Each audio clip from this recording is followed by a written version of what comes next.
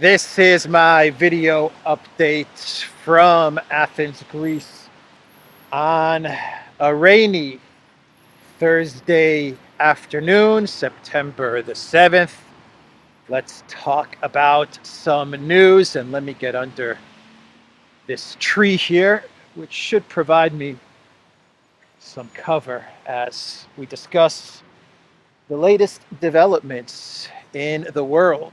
Let's start things off with a tragic story.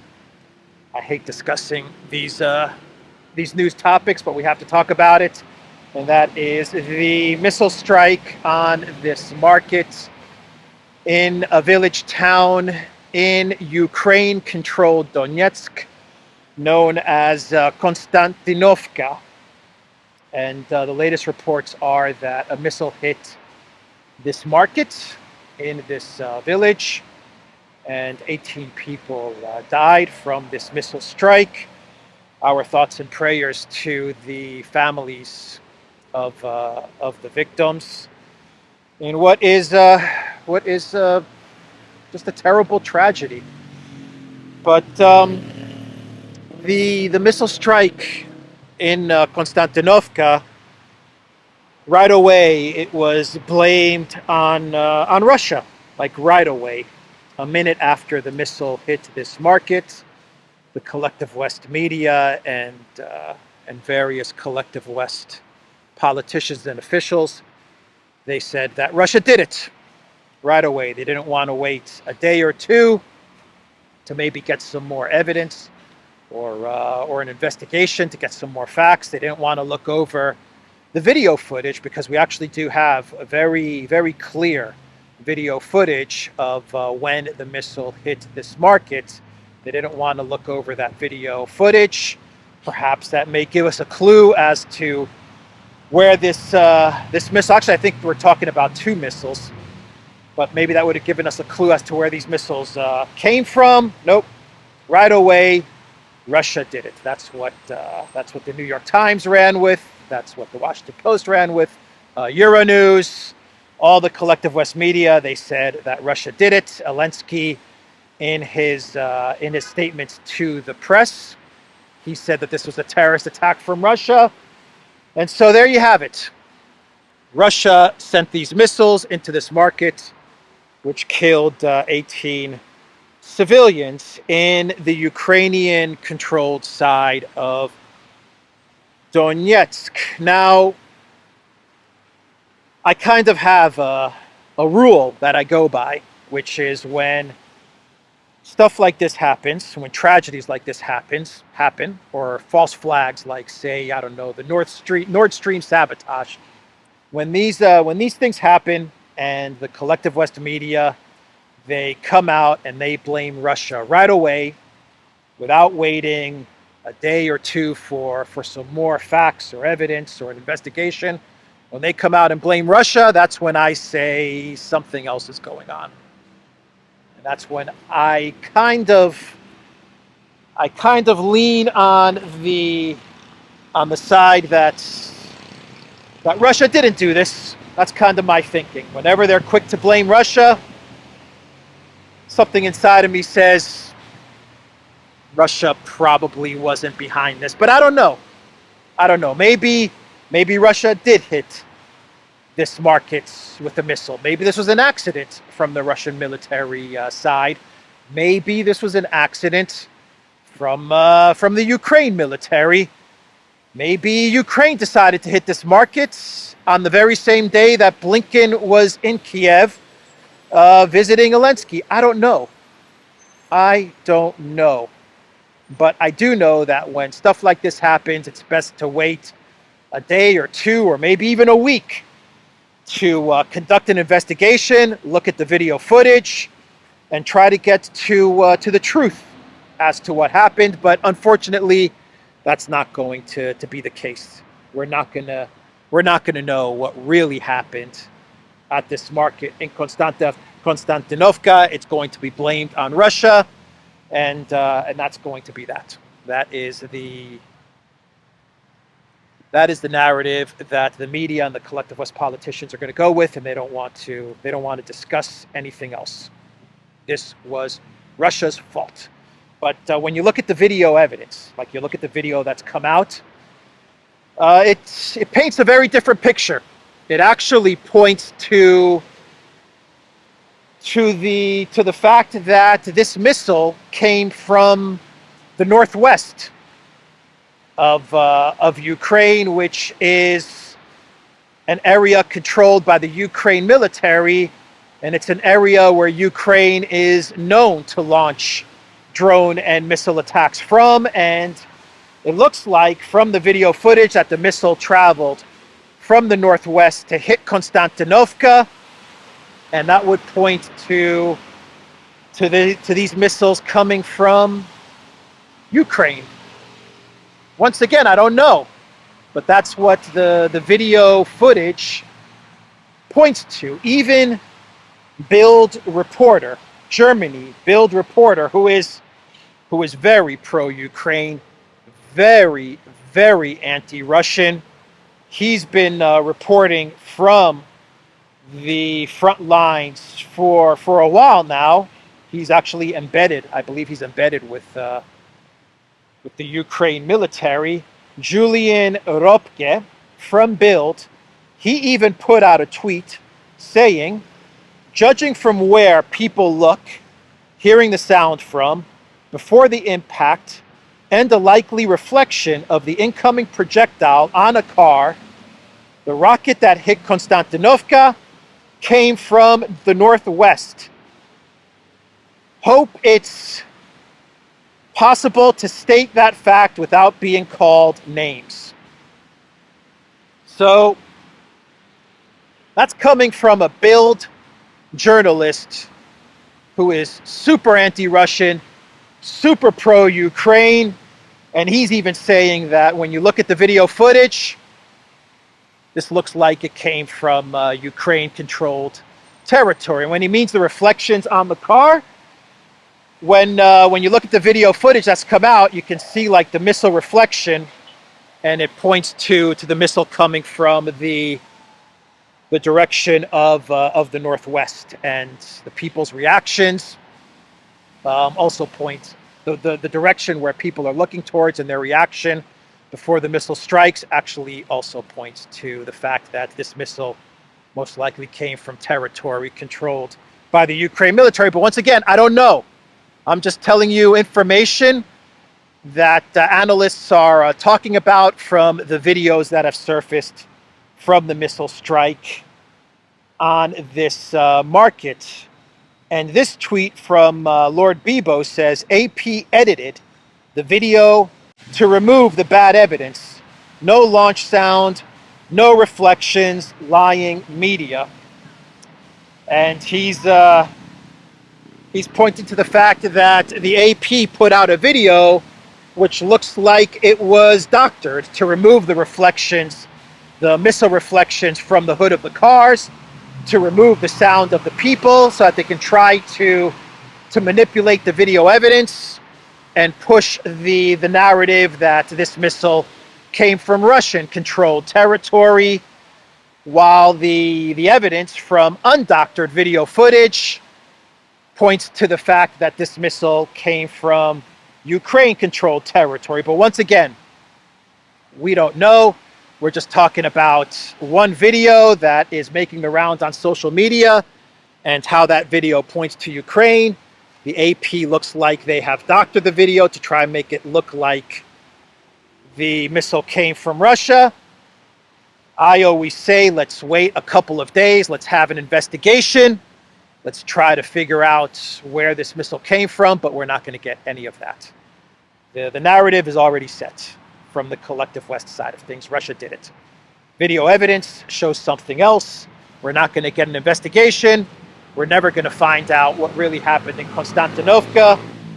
And we'll leave this story there.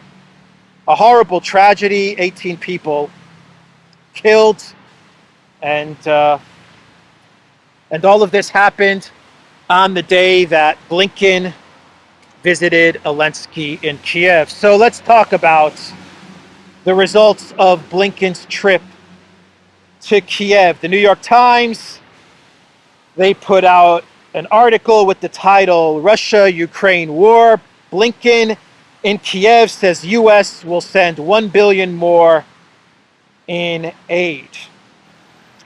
Mr. Zelensky and Mr. Blinken met as the Ukraine counteroffensive in the southeast has been gaining traction after 3 months of grueling, bloody fighting.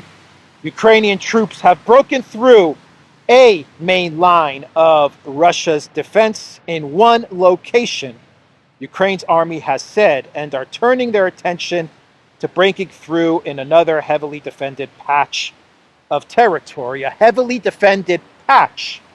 A patch of territory. And the New York Times is reporting that the Ukraine military has broken through one of Russia's defensive lines. We don't know if it's the defensive line, not the defensive line. Russia has 3 major defensive lines, maybe 4 big defensive lines. The New York Times isn't telling us exactly which defensive line Ukraine has broken through. They're just saying it broke through a defensive line, a main line of Russia's defense, to be more precise, in one location. A defensive line in one location. Anyone that looks at a map of the front line, it's huge. There's a huge front line. So the fact that Ukraine broke through a defensive line in one location doesn't really tell us much. But according to the New York Times, the 3-month-old super duper big counteroffensive is gaining momentum. That's what they define as momentum. And now they're going to focus on breaking through another heavily defended patch of territory. That's the New York Times is reporting. By the way, the Prime Minister of Denmark, Mette Frederiksen, she traveled with Blinken via train to Kiev. So she was also meeting with Zelensky as well. And this is the Prime Minister of Denmark, who is training Ukrainian pilots to fly the game-changing F-16 fighter jets. And Denmark has also promised the Zelensky regime something like 19 F-16s sometime in the distant future. So the New York Times, they report that Blinken talked about corruption with Zelensky while he was in Kiev. They talked about the problems with the very corrupt Minister of Defense, Reznikov. Now Reznikov is gone. A new guy is in, the new Defense Minister Umerov, who is from Crimea, a Crimea Tatar, who allegedly has put out some very interesting Hunter Biden-esque videos that are floating around social media. Hard to say if this is really Umerov, but it does look like a younger Umerov. Anyway, this guy's the new Minister of Defense, and according to Blinken and Zelensky, they're going to clean up all of the corruption that plagued the Ministry of Defense when Reznikov was the defense minister. And Blinken brought $1 billion to Zelensky. The Biden White House also pledged another $175 million in military aid as well. And they're telling us, the collective West, the Biden White House is telling us that all this money that is now going to be pouring into Ukraine is going to be put to good use because they got the corrupt defense minister out and they got a new guy in who is going to clean up the defense ministry and make sure that all of this money is going to be put to good use. So the previous funds, the 1.5 year long military aid and financial aid, the 250 billion, 300 billion that was sent to Ukraine, forget about that. That money is gone. That's the fault of Reznikov. He was corrupt. We don't know where this money went. There's no use in actually conducting an audit either. You know, all the talk in Congress about some sort of audit of all the money and the military aid that was sent to Ukraine. Just forget about that. All this money was given to the corrupt Reznikov, and it's lost.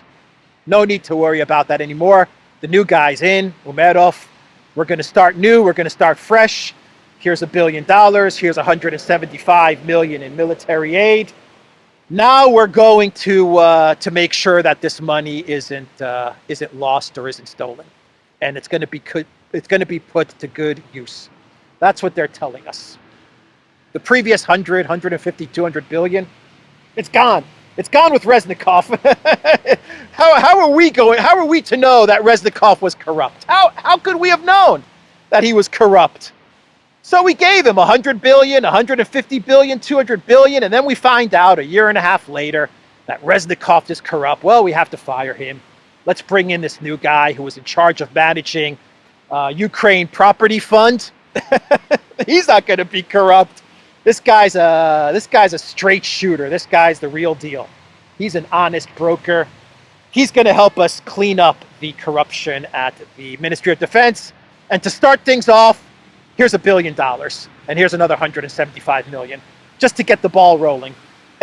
Anyway, that's one of the things that Blinken discussed with Zelensky. They also discussed security guarantees and how the United States is working with the Zelensky regime to provide, as Zelensky called it, Israeli-like security guarantees for Ukraine, which really means nothing because Ukraine is already getting more than enough weapons and money and everything else that they could ask for. So talking about security guarantees really means nothing. It's nothing new.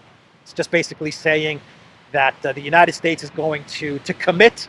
It's somehow going to commit to providing Ukraine weapons and money forever, or for as long as they can, for as long as it takes. That's basically what they're talking about, but it doesn't really change anything. Security guarantees between the US and Ukraine does not change the trajectory of the conflict, unless the security guarantee becomes a formal treaty. Well, then things change. If you put together a treaty which says that the United States will come to the defense of Ukraine should something happen, to the military defense of Ukraine should something happen, well, that changes everything, but that's not what's going to happen.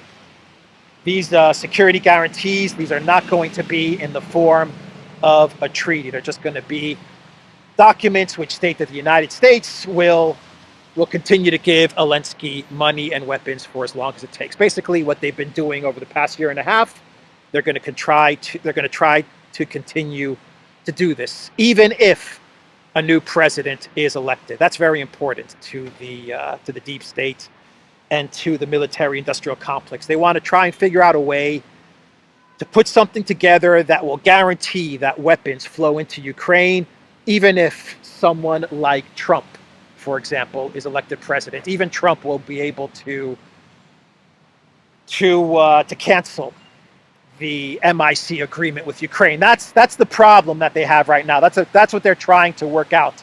How can we put something together so that even a president cannot cancel it? And they're going to do that with the help of Congress and the Senate. For example, Mitch McConnell, and the Senate's going to be on board with this because the Senate is completely run and owned by the military-industrial complex.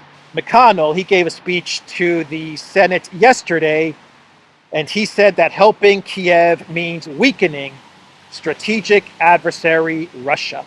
That is what McConnell said. Quote, helping Ukraine retake its territory means weakening one of America's biggest strategic adversaries without firing a shot, McConnell argued. With Kiev eroding Russia's capacity to threaten NATO, it is not the time to ease up. And with NATO unified and European countries starting to spend money on their militaries, it is certainly not the time to go wobbly, end quote. It's not the time to go wobbly, according to Mitch McConnell. And then McConnell froze up. And then he froze. Oh boy. So yeah, that's all you need to know about Project Ukraine. At the end of the day, it's all about making sure that you continue to get money into the hands of the MIC companies so that they can get weapons into the hands of the Zelensky regime, and then those weapons can leave the Zelensky regime and be sold on the black market, and rinse and repeat. And everyone makes money, right? Zelensky makes money. Congress, the senators, they make money. The MIC companies, they make a boatload of money. The military command in Ukraine and in NATO and in Poland and Lithuania and Estonia and Romania, they make money. That's basically the message here. So that was Blinken's trip to Kiev.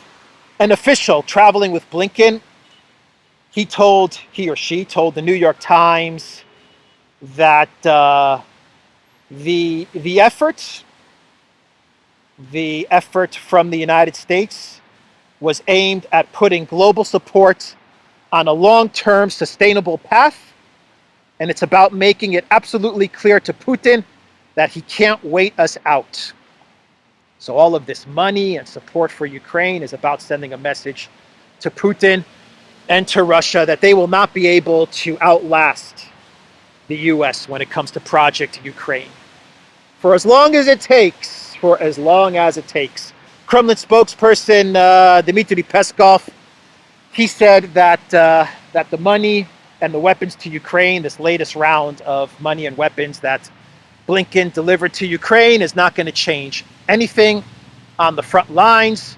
Russia is going to continue to defeat the Ukraine military. They're going to continue on with their special military operations. But Peskov did say that what the United States is doing is that they are just making sure that the collective West fights Russia until the very last Ukrainian. That is the statement from the Kremlin. They are fighting until the last Ukrainian. That's what Peskov said in response to the money and the weapons that Blinken delivered to Zelensky. So the rain is starting to come down a little bit more now, so I think I'm going to have to start to wrap up this video. A couple of quick stories. We're getting more reports from media in Poland that the Zelensky regime is indeed working on extraditing Ukraine military-aged men residing in Poland. So that is happening according to Polish media sources. We had a statement from the leader of Romania, Mr. Klaus Iohannis, I believe is his name. He came out with a statement yesterday, and he said that Romania is going to perform an investigation on the drone fragments from the Russian drone strike at the ports in the ODYSEE region, which are very close to the border with Romania. And he said that if any of these fragments are pointing to a Russian drone and they're on Romanian territory, then he said that Romania is going to start something up with Russia. And that means that NATO is going to start something up with Russia. Iohannis pretty much said that if Russian drone fragments are on Romanian territory, well, then Russia's going to have a very big problem. Yeah, whatever, Mr. Iohannis. That's a pretty big threat to be making towards Russia. A threat that I think you're not going to be able to back up with action.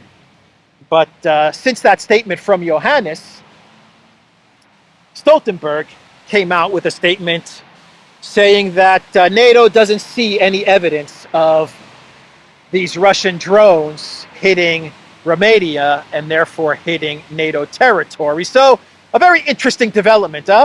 The The Russian missiles, they hit these ports in Ukraine, which are very close to the border with Romania. The Romanian ministry, I believe the foreign ministry or the Ministry of Defense, right away they come out with a statement saying that none of these drones hit Romanian territory, even though the Zelensky regime claimed otherwise. The Zelensky regime said that these drones were hitting Romanian territory. Within 5 minutes, the Romanian government said, nope, no evidence of any of these drones hitting Romanian territory. A day later, you have I believe he's the president of Romania, right, Johannes? The president or the prime minister. Anyway, he comes out with a statement, and he says that, no, we're going to have to perform an investigation. You see, now they have to perform an investigation. We're going to conduct an investigation, and if we find Russian drone fragments on Romanian territory, well, then we're going to start something up with Russia. And then, after he makes his statement, you have NATO coming out and saying, no, there were no Russian drone attacks on Romanian territory. Wow, what a confusing situation there.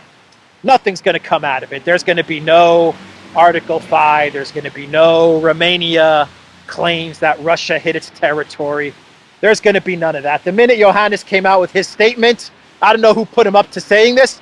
Maybe Victoria Nuland called him and said, you better come out with a statement saying that Russia hit Romania.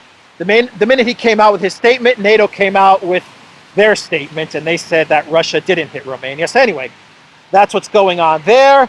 And finally, there's a lot of worry in and around Armenia.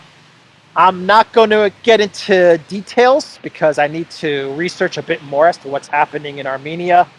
But it looks like Azerbaijan is, they're building up their forces, and it looks like we may have some sort of conflict starting up in Armenia. I will say this.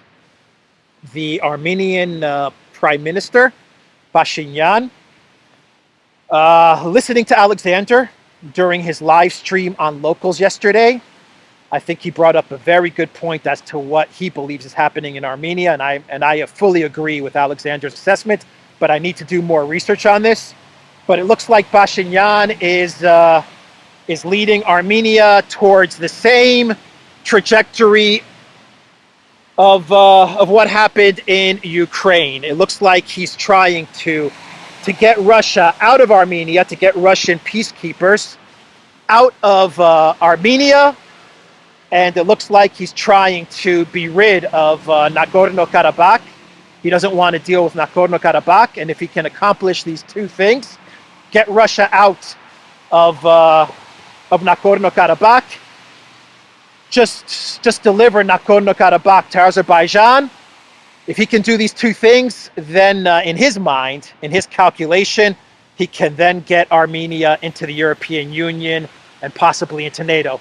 It's a very brief, short summary of what could be going on in Armenia, but I just want to say that I need to do a little bit more research. But the Pashinyan, I don't trust the guy. And, I've been to Armenia a couple of times now. I couldn't find anybody that actually was supportive of Pashinyan. I think the guy is leading Armenia to a terrible place. So that's my take on what's happening in Armenia, but I'm going to start to research what's going on there and probably be doing a lot more reports because the situation is getting very tense in Armenia. And, I've been to Yerevan now a couple of times, and all I have to say is that I loved it there. The people were fantastic, and I don't want to see any harm done to Armenia, but Pashinyan is not looking after the best interests of Armenia. The best interest of Armenia is to keep Russia there because Russia is protecting Armenia from what could happen if they were to leave. Anyway, let's do a couple of quick clown worlds. The first clown world, of course, has to do with Liberty safes and the January 9 FBI what do you call it? The FBI, I don't even know what to call it. Persecution of people that attended the January 9th protest. People that just were wandering around the Capitol building. They're being hunted down by the FBI. And in this instance, one of the people that the FBI raided the home of one of these guys that was at the January 6th protests. They raided his home, and they actually got into his safe. He had a Liberty safe. This is a company, Liberty Safes, and from what I understand, they make and sell very high-end safes. And they actually got into his Liberty safe because the company, Liberty Safes, actually gave the FBI the code to get into this man's safe. How about that? That's not a very good safe, to be quite honest. And Liberty Safes, they make like very expensive safes. Like we're talking safes in the thousands of dollars. So I don't know what kind of safe this is, but my thinking of safes has always been, you know, you've got the keys, you've got the access codes, and no one else. That's it. But it looks like Liberty Safes, they actually have some sort of digital code or some sort of digital access to the safe, and they handed it over to the FBI without a subpoena. And that's key. The FBI didn't even get a subpoena or a warrant to force Liberty Safes to give over the access codes. Liberty Safes just kind of gave it to the FBI, and they went into the safe. That's the story. Not a good safe at all. Not a good safe at all. What is Liberty Safe doing with access to someone's private safe? That's my question there. You know, that's not a safe. Then that's not a safe. When someone else has access to your safe, that's not a safe. That's all I have to say there. But you know, the big story here is that Liberty Safes has been Bud Lighted, I guess, because it's trending on Twitter now, and it looks like this company is going to meet the same fate as Bud Light. They should have never handed over the codes to this safe to the FBI. Definitely not without a warrant, that's for sure. But they handed it over just like that. Wow, an incredible story there. And finally, my main clown world. We returned back to Kiev and Blinken's trip to Kiev, and Blinken was taken to a restaurant with the foreign minister, Mr. Kuleba. And I call him Mr. Kuleba, his name is Kuleba. But they went out to eat after a long day of meetings and talks. And after 100, 150, 200, 300 billion, 500 billion in money given to the Zelensky regime and to Ukraine, where do you think Kuleba took Blinken to eat? Well, McDonald's, of course. Of course, McDonald's. And this was all staged. This is to show that you know, the foreign minister of Ukraine and Blinken, they're just everyday average guys, you know. They also like to go to McDonald's and hang out after a long day of work and eat a Big Mac and drink a milkshake, just like the rest of us. So that's where they took Blinken. Of course, the media was there, and they filmed everything, and they talked about it, and they were taking photos and videos of the two gentlemen eating their chicken nuggets and their French fries. So that was an interesting development with Blinken's trip to Ukraine. I have a feeling that pretty soon it's not going to be called McDonald's anymore.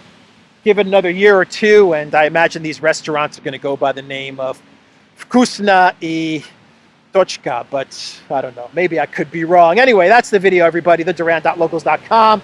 We are on Rumble, kind of, ODYSEE, BitChute, Telegram, Rockfin, and also on Twitter as well. And go to the Duran shop, 10% off. Use the code Good Day. Take care.